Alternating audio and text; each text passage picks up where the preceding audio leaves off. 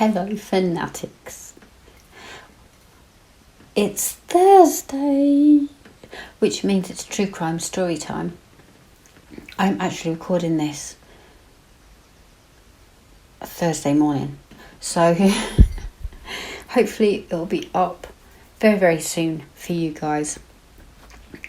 Okay, a little bit of backstory before we begin. I watched this documentary type series on Netflix a couple of years ago, long before I was on YouTube, long before I was as into true crime as I am now. And I won't lie, it drove me nuts watching this. And I remember talking to my mum about it. It just drove me nuts. And your mission for today, I have a couple of missions for you, but today I would like you to put in the comments, Camp did it, and why you think he did it, or Camp didn't do it, and your justification as to why you think he didn't do it. This is a very complex, confusing, baffling, hot mess of a case. So I will do my best to simplify things and go through it. Another point I would like to make is that I am in the UK, and I love it when American true crime people, because I watch quite a few, English, American, whatever, I love it when American do UK based true crime because of how they pronounce the words. Like Blackpool, it's just Blackpool. Today we are in Manitowoc County, which is in Wisconsin. I hope I'm saying that right, but I say Manitowoc a lot. So every time I say it, I want you to take a drink. Whether it be tea, water, vodka, gin, beer, whatever. Yeah, that's... You'll be drunk by the end of this episode. I am working on my daisy jar from Dainty Diamond Art. Let's dive into this case, shall we?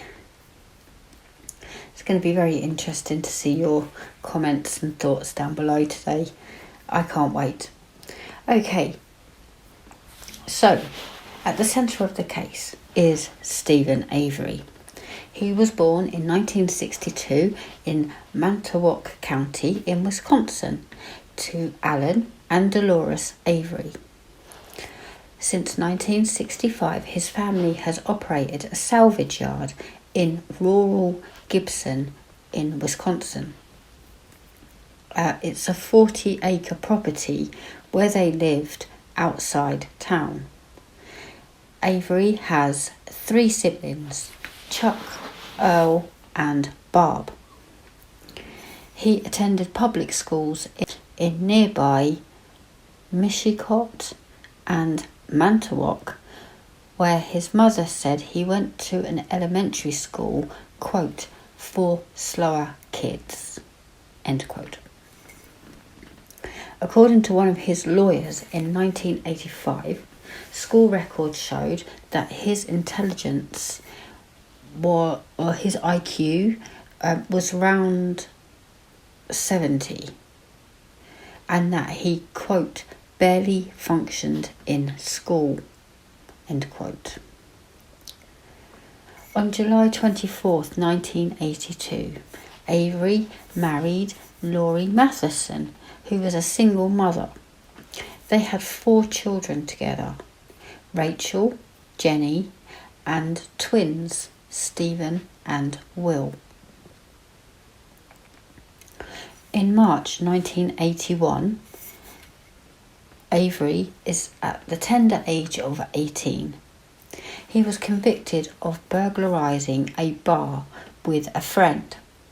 After serving 10 months of a 2-year sentence in the Manitowoc County Jail, he was released on probation and ordered to pay restitution. For us in the UK, restitution is like damages. He was ordered to pay, it doesn't say how much, but towards the damages of burglarising the bar, loss of earnings, all that kind of stuff. In late 1982, 2 men admitted that at Avery's suggestion, they threw his cat, quote, in a bonfire and then watched it burn until it died, end quote, after Avery had poured gas and oil on it. Avery was then found guilty of animal cruelty and was jailed until August 1983. Quote, I was young and stupid and hanging out with the wrong people, end quote, Avery said on his first 2 incarcerations. I was young and stupid and hanging out with the wrong people is what he said, but it was his idea and he poured oil. Yeah, you see. In January 1985, Avery ran his cousin's car off the side of the road. After she pulled over, Avery pointed a gun at her. He was upset that she had been spreading rumours about him, how can we say, bashing the bishop on the front lawn, which he stated was not true.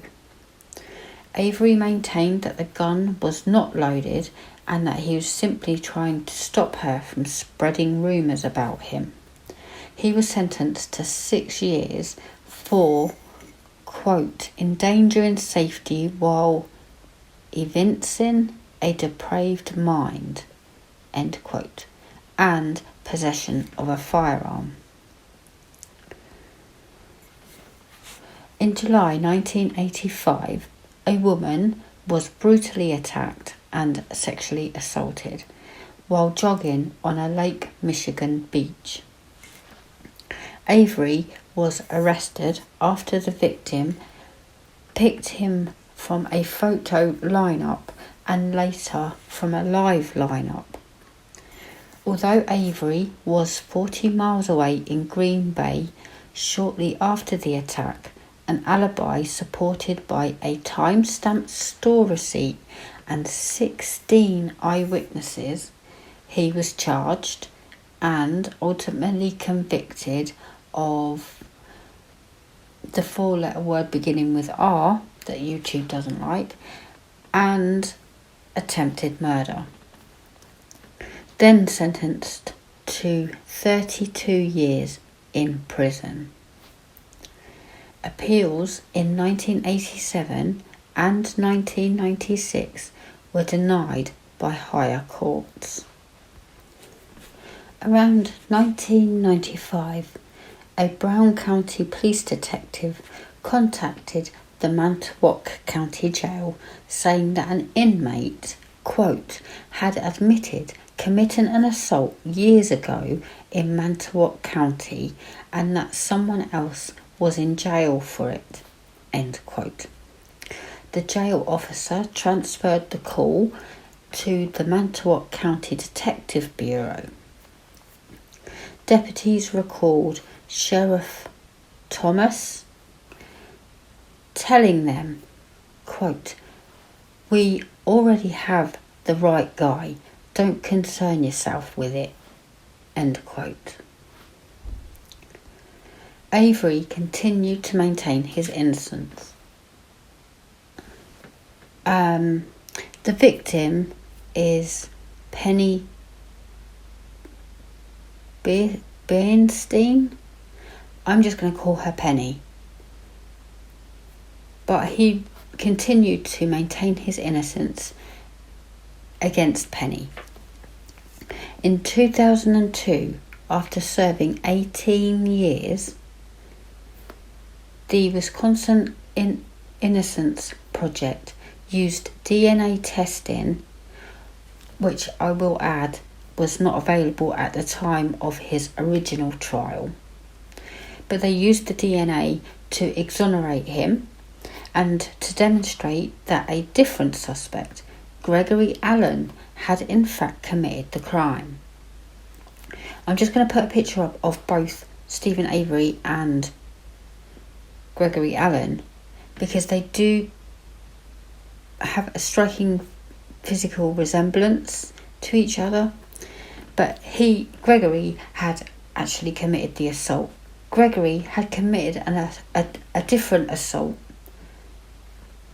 at the same beach where Penny was later attacked 2 years later in 1985.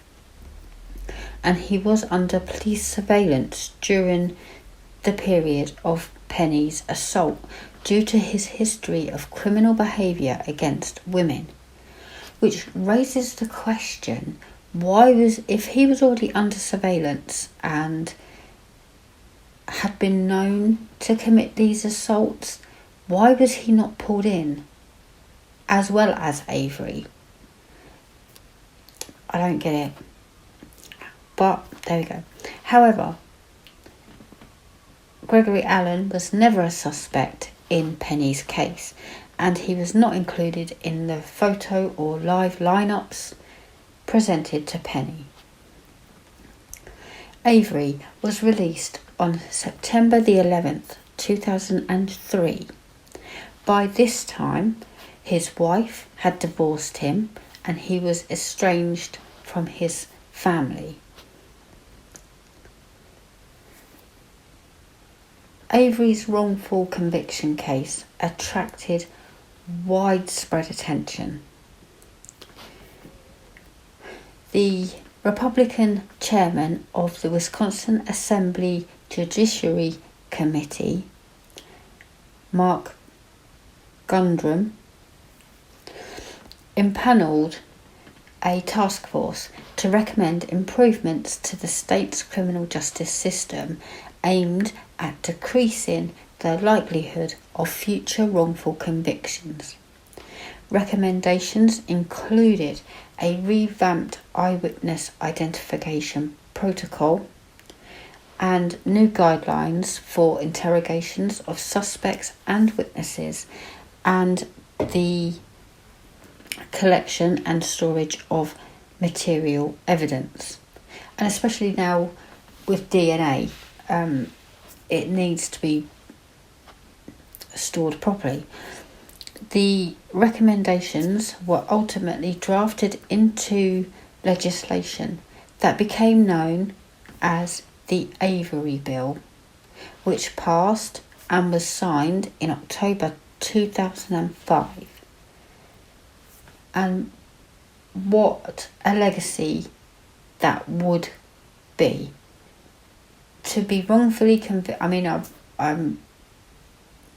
feel sorry for him. He went to jail on a crime that he did not do, and it happens so often.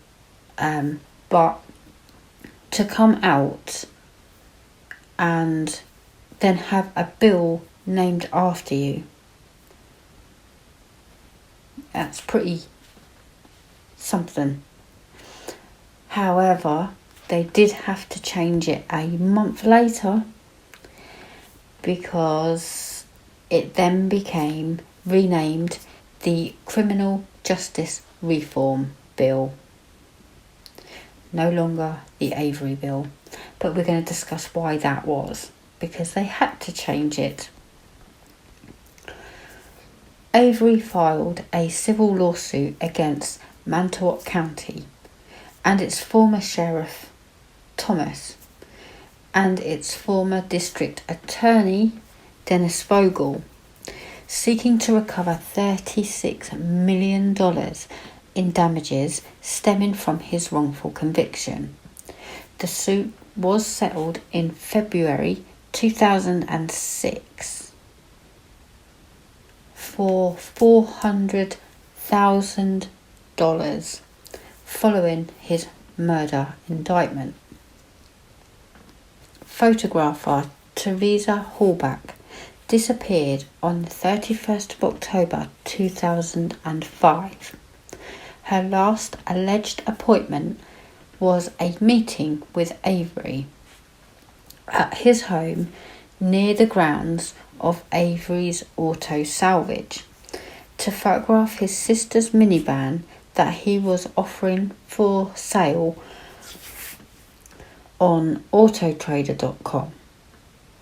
Teresa's vehicle was found partially concealed in the salvage yard, and bloodstains recovered from its interior matched Avery's DNA. Investigators later identified charred bone fragments found in a burn pit near Avery's home as Teresa's. Avery was arrested and charged with Teresa's murder, kidnapping, sexual assault and mutilation of a corpse on November the 11th, 2005. He had already been charged with a weapons violation as a convicted felon. Avery maintained that the murder charge was a frame-up to discredit his pending civil case.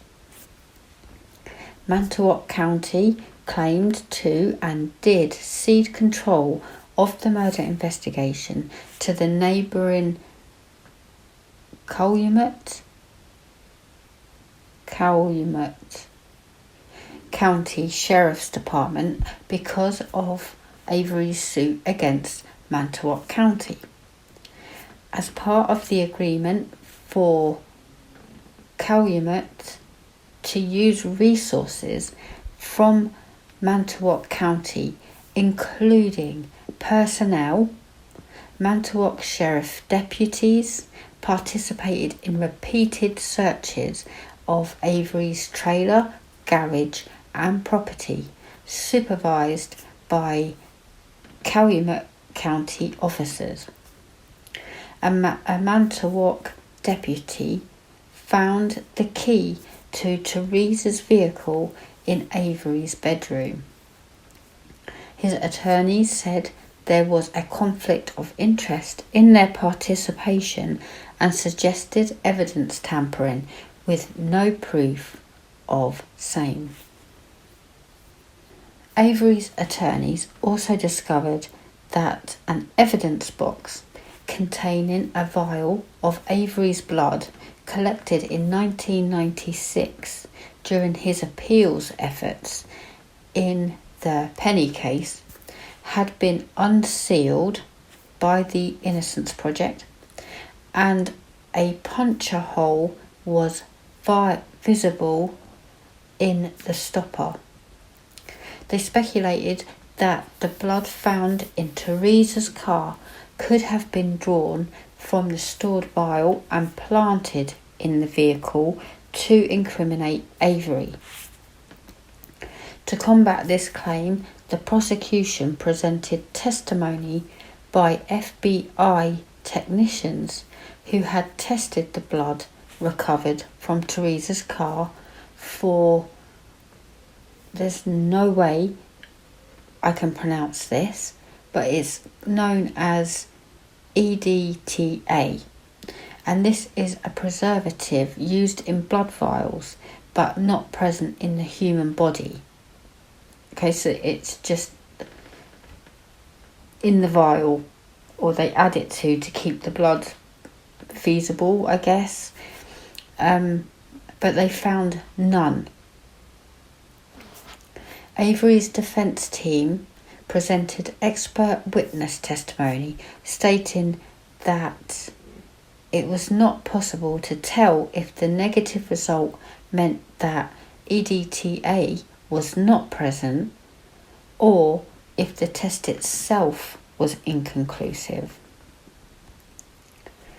As of May 2006, Avery was the only one of the Innocence Project's 174 exonerees to have been charged with a violent crime after release.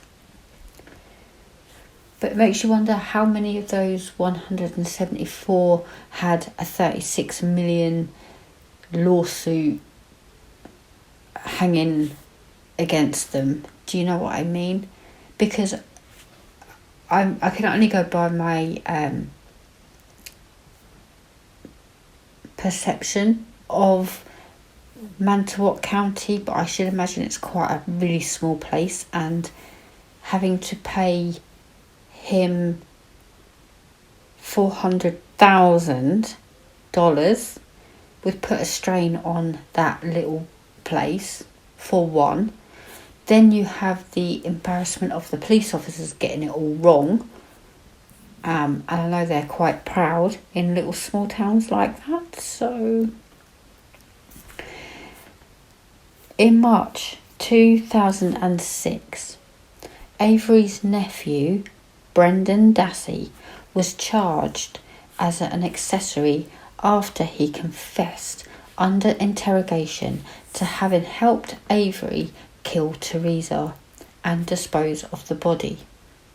He later recanted his confession, claiming it had been coerced, and refused to testify to his involvement at Avery's trial. He testified at his own trial and never mentioned coercion. Dassey was convicted of murder, the four-letter word beginning with R, and mutilation of the corpse in a separate trial. In pre-trial hearings in January 2007, charges of kidnapping and sexual assault were dropped. Avery stood trial in Calumet County in March 2007, with their district attorney Ken Kratz leading the prosecution and Manitowoc County Circuit Court Judge Patrick Willis presiding. On March the 18th, Avery was found guilty of first-degree murder and illegal possession of a firearm, and was acquitted on the corpse mutilation charge. He was sentenced to life in prison without possibility of parole on the murder conviction, plus 5 years on the weapons charge to run concurrently. After serving 5 years at the Wisconsin Secure Program facility, Avery was transferred in 2012 to another correctional institution. In January 2016, after making a murderer had been released, People magazine reported that one of the Avery trial jurors was the father of a Manitowoc County Sheriff's deputy, and another juror's wife was the clerk with Manitowoc County. Juror Richard Mailer, who was excused from the trial after the jury had begun deliberations because of a family emergency, later commented that early on, 7 of the jurors had voted not guilty. He was mystified that the jury eventually agreed on a conviction. Mailer's account had been disputed by other jury members who claim that no early vote had been taken and that an informal vote was taken with only 3 jury members voting Avery not guilty. Another juror allegedly told the Making a Murderer filmmakers of feeling intimidated into returning a guilty verdict, fearing for personal safety. The filmmakers' claims have also been disputed. In August 2011, a state appeals court denied Avery's petition for a new trial, and in 2013, the Wisconsin Supreme Court denied a motion to review the ruling. In January 2016, Chicago attorney Kathleen Zellner, in collaboration with the Midwest Innocence Project, filed a new appeal, citing violations of Avery's due process rights and accused officials of gathering evidence from properties beyond their scope of a warrant. In December 2015, Dassey, who is Avery's nephew, Dassey's attorneys filed there's some Latin words I can't pronounce, but basically what they are filing for is for Brandon Dassey to either be released or to have a retrial, citing constitutional rights violations resulting from ineffective assistance of counsel and the coerced confession. In August 2016, Dassey's conviction was overturned by federal magistrate Judge William E. Duffin, who ruled that Dassey's confession was involuntary. Duffin granted a defense petition for Dassey's release on November the 14th. But the U.S. Court of Appeals for the 7th Circuit overturned his ruling on November 17th, ordering that Dassey remain incarcerated pending resolution on the state's appeal decision. He last filed for parole in 2021, but was denied. He is still currently trying to file for parole to this day. In June 2017, the 7th Circuit upheld the magistrate's decision to overturn Dassey's conviction, leaving the state with the options of appealing Duffin's ruling to the US Supreme Court, dismiss the charges, or retry him. The state then petitioned the court to hear the case. The state's petition was granted and the court reversed the magistrate's ruling, finding that Dassey's confession did not violate the Constitution. Dassey's attorneys filed a petition to have the Supreme Court hear his case. It was denied. Brandon Dassey remains in prison. On the 26th of August 2016, Zellner, the new lawyer that is trying to get Avery's case heard, filed a motion with the Manitowoc County Circuit Court for post-conviction scientific testing. Judge Angela signed a stipulation and order for the scientific testing to proceed on November 23rd. On the 7th of June 2017, Zellner filed a 1,272-page post-conviction motion citing ineffective assistance of counsel, Brady violations, and affidavits by experts allegedly debunking the manner in which Teresa was killed, including alleged new evidence that ethical violations by Ken Kratz. Zellner said that Avery's conviction was based on planted evidence and false testimony, and was requesting a new trial, quote, in the interests of justice, end quote. On the 3rd of October 2017, Avery's motion for a new trial was denied, without the court holding a hearing.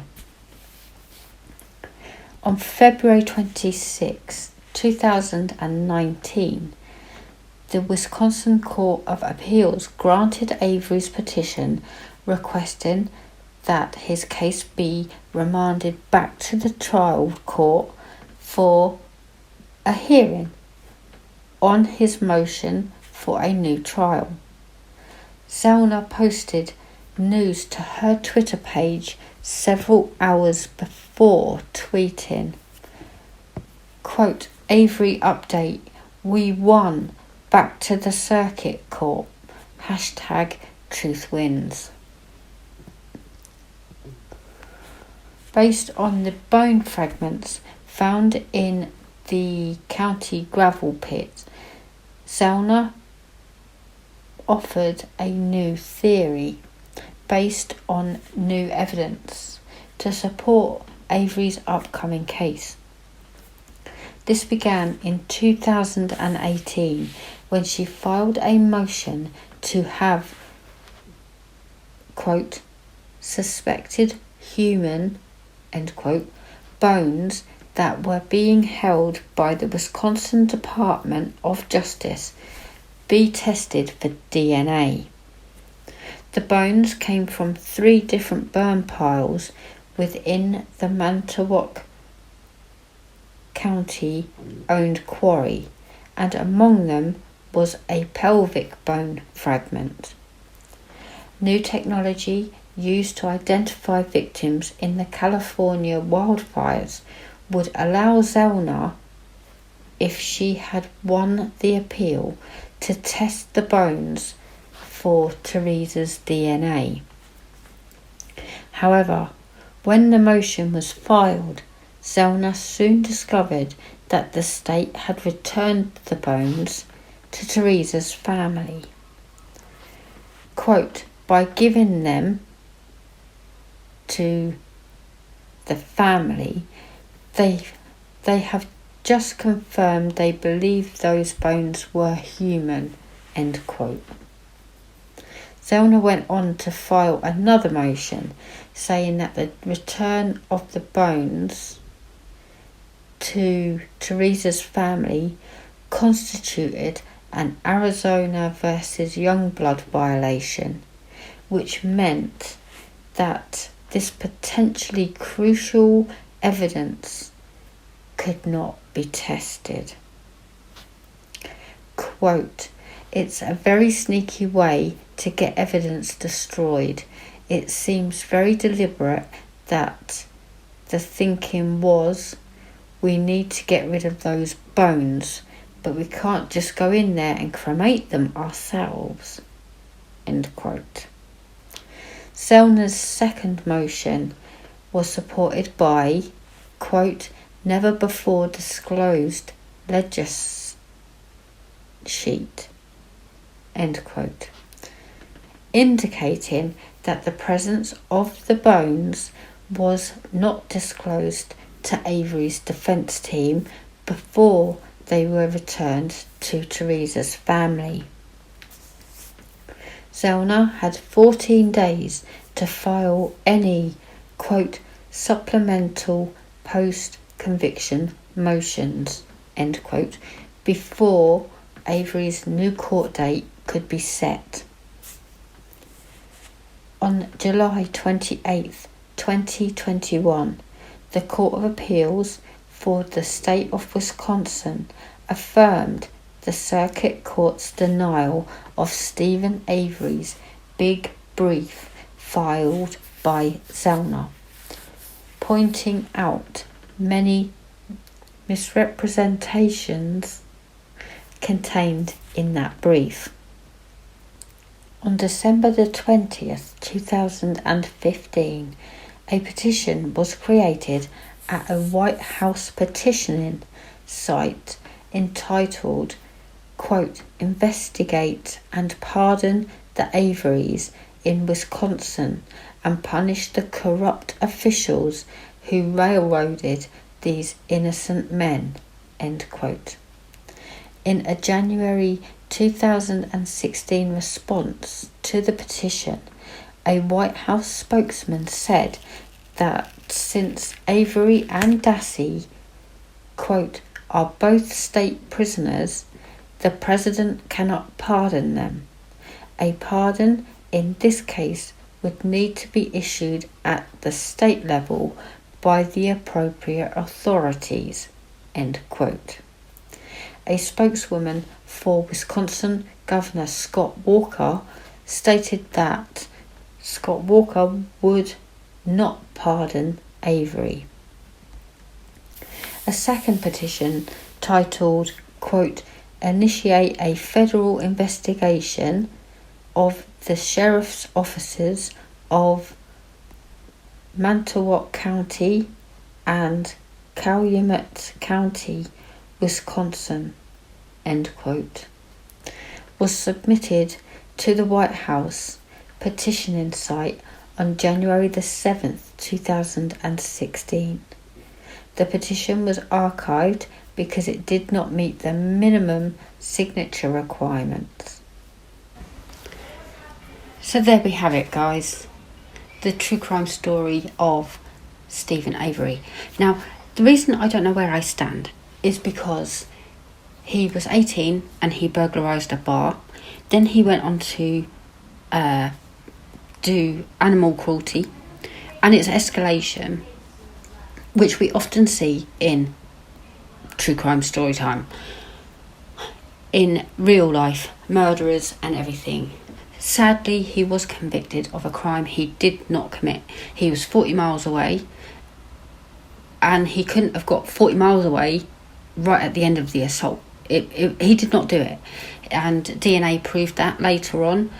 Luckily, that came into force. Didn't have it at the time in his timeline, but it did say he did not do it, and that Gregory Allen did do it. So he spent, what would it be, 12 years, because he had 6 years for his weapons violation. So he spent 12 years in prison doing a crime he did not do. And he gets out. He sets up a civil lawsuit and wins, well, a settlement. So he should have just quietly taken his $400,000 and lived out a quiet little life. He did not. With 400,000 coming my way, I think I would move. But this, I don't mean to sound disrespectful, but the whole family are, how can we say, below IQ average, perhaps, without sounding disrespectful. So you do what you know, I guess. And, you know, he had his family that he was trying to sort and fix, and it's just horrific. It's very, very tragic that this guy got sent to prison and the wife moved on, and I can't really blame her for that. You might well believe that he didn't do it. You know he didn't do it, but he's in prison and years and years and years and years are passing by. How long do you put your life on hold in the hopes that one day he'll come out. Kind of get that. So, on the other side of the coin, you have the Mantle Rock police who have the opportunity to frame him. They found the key. It wasn't even hidden. It was in the corner of his room, by his shoes and by a bedside locker. No offence, if I had done something, I would have probably burned the key along with the remains that they so-called found. We don't even know if they were human. I would have made effort to get rid of that key. I wouldn't have just put it in the corner of my room, and the house was searched numerous times and it wasn't there. Then suddenly the Mantle Rock police go in and go, oh look, we found the keys, just sat right here, conveniently out in the open, and you guys all missed it. It does scream a setup. It does scream bruised egos from the police.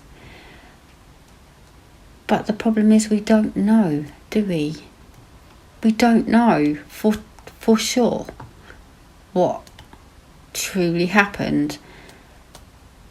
I don't know where I sit with this case, guys. So, where do you sit? Camp did it. Camp didn't do it. Camp guilty. Camp innocent. It's really, really sad. If he really, truly didn't, I mean, twice being framed for a crime, it's quite unbelievable, really, in the reality of the world. But it certainly does look that way, doesn't it?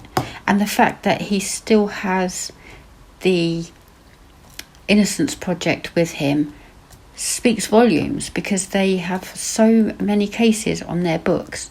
They have to be very selective in who they can actually truly help. And Zellner is still by his side, still trying to get him out. So that speaks volumes as well. Well, I do hope you have enjoyed this true crime story time, for the lack of a better word. And I shall see you next week, guys, for another case. If you have any suggestions on who you'd like me to chat about, please do let me know. And we will dive in. Stay safe out there. Bye.